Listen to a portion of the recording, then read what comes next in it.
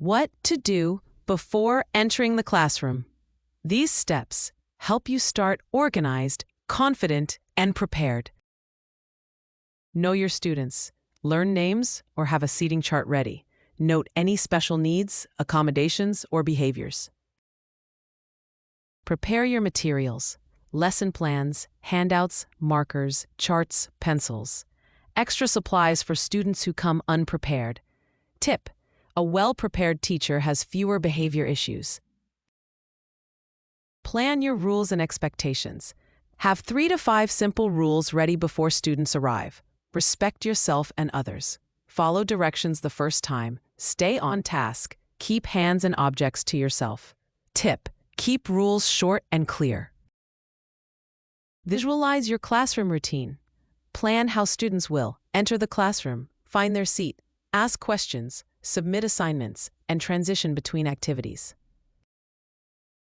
Set up your classroom layout. Your seating arrangement should help you see every student, move around easily, reduce distractions. Tip: avoid placing friends or high-energy students together at the start. Practice your teacher voice and presence.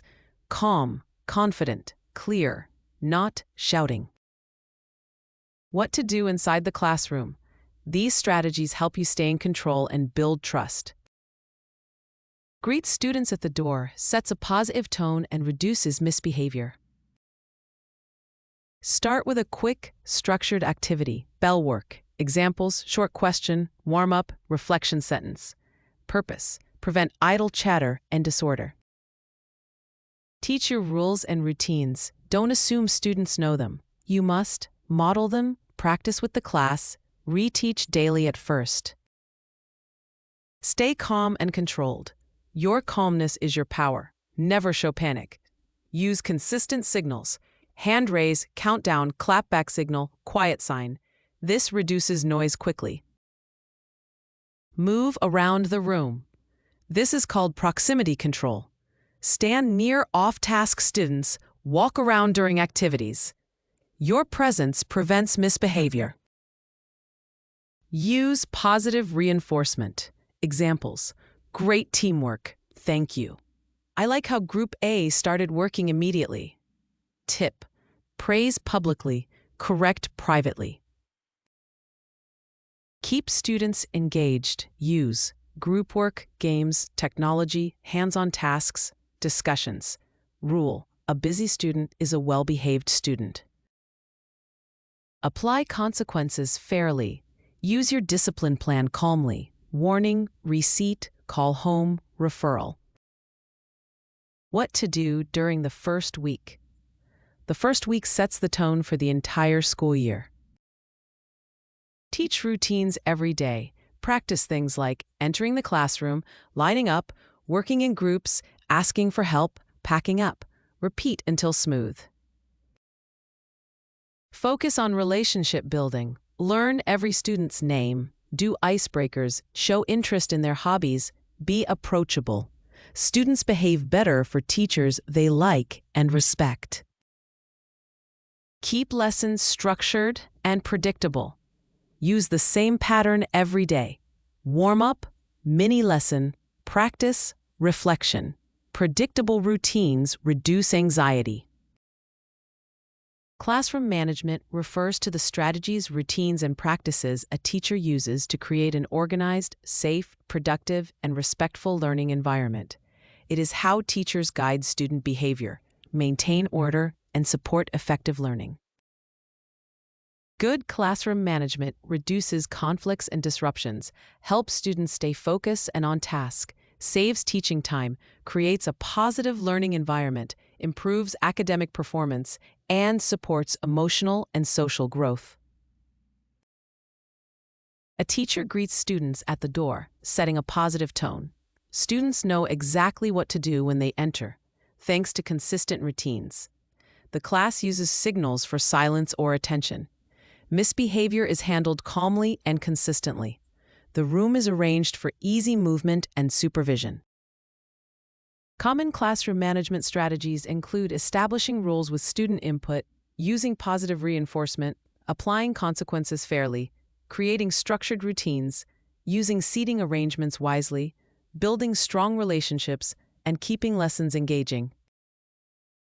Key parts of classroom management include rules and expectations, clear guidelines for how students should behave, such as respecting others and following instructions, routines and procedures, daily habits like entering class, turning in work, group activities, and transitions. Other parts include discipline and behavior support, methods teachers use to correct misbehavior and encourage positive behavior. Classroom environment, a safe, welcoming, organized space that supports learning. Teacher-student relationships, building trust and respect to improve cooperation and participation. Classroom management is how a teacher controls the classroom environment so students can learn without distraction or disorder. Classroom management strategies for new teachers. Establish clear rules and expectations early. Create 3 to 5 simple rules, such as respect yourself, respect others, stay on task. Explain rules clearly and practice them with students. Be consistent, as students tend to test limits when they sense uncertainty. A helpful tip: post rules on the wall and review them during the first weeks. Teaching routines is just as important as teaching lessons. Students need routines for entering the classroom, turning in work, participating in group activities, asking to leave the room, and ending the class. Tip: use a model, practice, and reteach approach until routines become automatic for everyone. This makes classroom workflows smoother and helps students know what is expected at all times. Building positive relationships is crucial. Students behave better for teachers they respect and trust. Ways to build relationships include greeting students at the door, learning their names quickly, praising effort more than ability, and showing genuine interest in their lives. Tip: small conversations build big connections with students. This lays a foundation of trust, respect, and cooperation, which makes managing the classroom easier for both teacher and students. Use positive reinforcement more than punishment. Catch students doing the right thing. For example, say thank you for following instructions quickly. Use reward systems like points, stickers, or privileges to celebrate good behavior. Metacognition means thinking about your own thinking. It is the ability to understand, control, and evaluate how you learn, solve problems, and process information. Metacognition is when you become aware of your own learning and take steps to improve it. 2 main parts of metacognition. 1. Metacognitive knowledge, knowing about how you think. This includes knowing what you are good at, knowing what you struggle with, and knowing what strategies help you learn best. 2. Metacognitive regulation, managing your thinking while learning. This includes planning how to complete a task, monitoring your progress, checking your work, and changing strategies when something isn't working. Examples of metacognition in real life. Before studying, I learned better with diagrams. Let me draw a chart. During studying, I'm not understanding this. I need to slow down or try another method. After studying, what worked well? What should I try differently next time? Why metacognition is important? It helps you become a better, more independent learner. Understand yourself as a student, improve memory and comprehension, perform better in exams, and solve problems more effectively. Teachers love this skill because students who use metacognition learn smarter, not harder.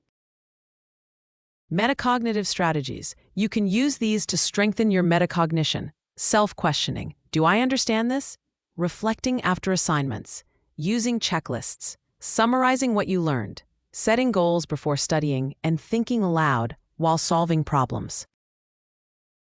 Think aloud problem solving. Students solve a math, reading, or science problem out loud, explaining what they're thinking, why they're choosing a strategy, and when they change their plan. Purpose builds self-awareness and strategy use.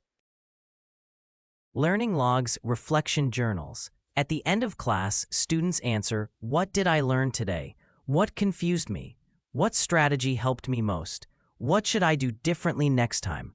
Purpose encourages daily reflection. Traffic light check. Give students red, yellow, and green cards. Green, I understand this. Yellow, I'm unsure. Red, I need help. Purpose, help students monitor their understanding. Planning before a task. Before starting an assignment, ask students to write, what is the goal? What strategy will I use? What tools or resources do I need? Purpose, strengthens planning skills. Fix my mistake activity. Give students a sample incorrect solution.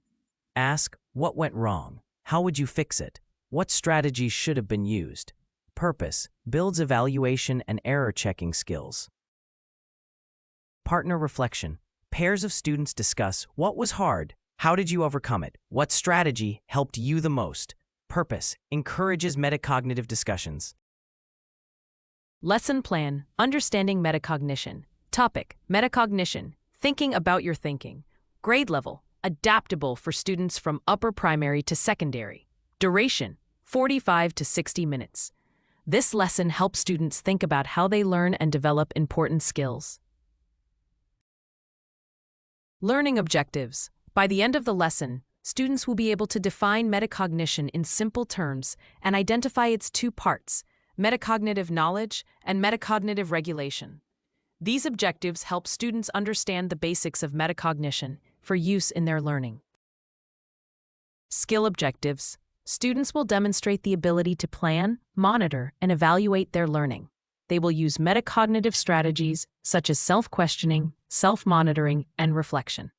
This helps them become thinkers who can guide and improve their own learning processes. Attitudinal objectives.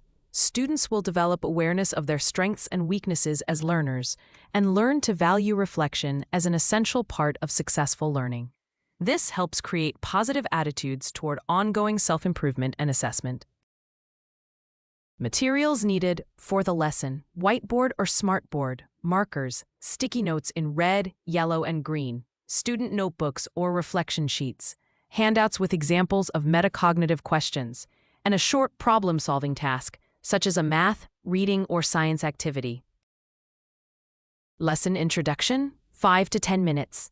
The teacher writes on the board, "How do you know when you understand something?" Students respond.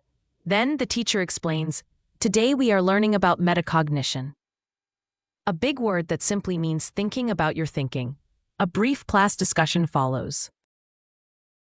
Lesson content, 10 to 15 minutes. The teacher explains that metacognition means awareness and control of your thinking. Metacognition helps you learn faster, understand more, catch mistakes, and improve study skills. Metacognitive knowledge and regulation are explained as essential parts. Art 1. Metacognitive knowledge. Students learn to understand what they already know, what they don't know, and which strategies work best for them. Recognizing these elements is the first step toward becoming thoughtful, independent learners able to guide their progress.